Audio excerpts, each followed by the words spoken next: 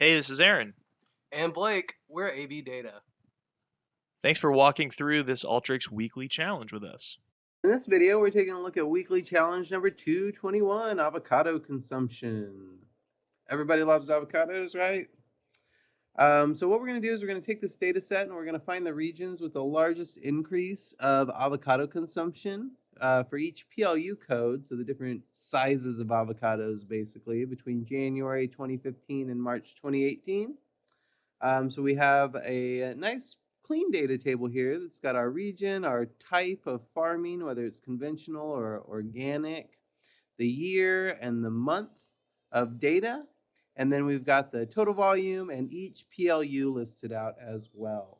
So we're going to take this data and try and create this output table that's again grouped by type, and then we'll have total volume percentage increase, and then each PLU's percent increase in this time period. So let's get started. The first thing that we're going to do is we're going to want to transform our data by transposing it. We're going to have 4 key fields here. They're going to be region, type, year, and month. We're going to go ahead and use our data columns. They're going to be all the other ones, and we're going to basically multiply our record count by a factor of 4 here, because we're going to take our 4 data points that were previously in one record, and we're going to split them out into 4 records. I'm going to add a browse here so that we can see our data all throughout our process. Next up, I'm going to sort our data so that it's in the correct order, and it's really useful for our next step. So we want to sort by really all of our key fields, which is going to be our region, our type, our year, and our month. We can go ahead and sort by name as well, which is our previous header columns that we transposed. Now we can take a summarize tool and we can group by our region, and we can group by our type and our name, and we can find the first and the last value. So that's going to give us our value from January 2015 and March 2018. So we'll have the data pieces that we need, and we're just going to have to calculate our percent change in between those two. And we're going to do that using a formula tool up next. So let's go ahead and grab a formula tool, drag it on down here onto our canvas. I'll spread my browse out a little bit further to the right to give us more room. I'm going to add a new column, and this one's going to be called percent difference. I'm going to take my last value, and I'm going to subtract the first value from that. I'll subtract, not divide. Subtract our first value. Then I'll divide that by the first value and multiply the whole thing by 100 so that it is a percentage. Give me just a second here while I type this out. First value. I want to make sure to get my order of operations correct.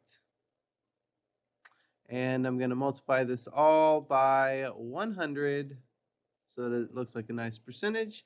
And then I'm going to change my data type also. I want to make sure that my data type is going to be a fixed decimal. The important thing here is that our scale is 2, so that we have 2 decimal places after the decimal. We're going to round to the hundredths here, which is pretty typical for a decimal, or for a percentage, excuse me. We're also going to go ahead and clean up this name field here within our formula tool. So let's go ahead and take a look at our name field. And we want to get rid of that sum underscore. We're going to want to replace that with nothing. So we're going to look at our name field. Our target is going to be sum underscore. And we're going to replace that just with empty quotes. Then we're going to take the word total volume next, and we're going to replace that with TV, because that's how our answer is we've got TV as our, instead of total value, as our header.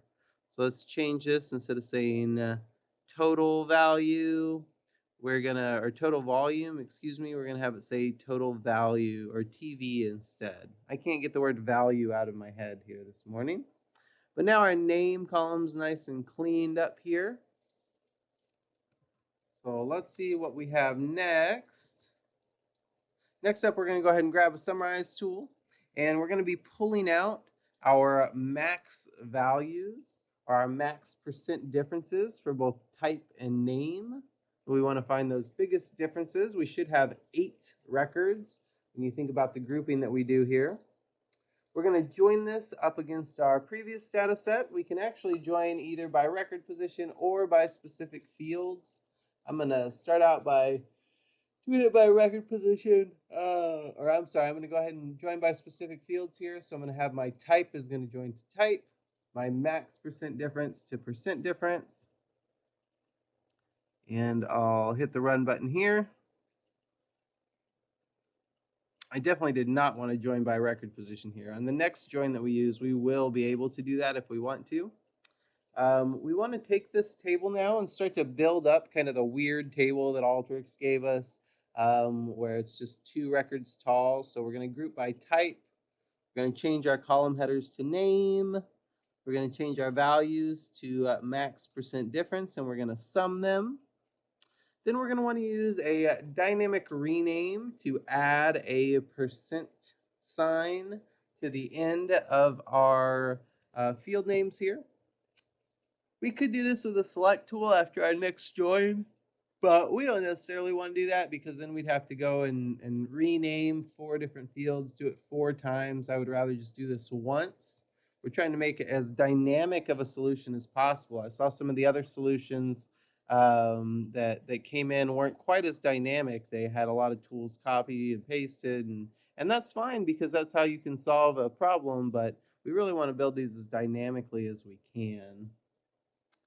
So let's go ahead and grab another crosstab and do basically the same thing, but we're going to be doing this for the cities this time, or the regions. So we're going to change our column headers to name, but our values are going to be region.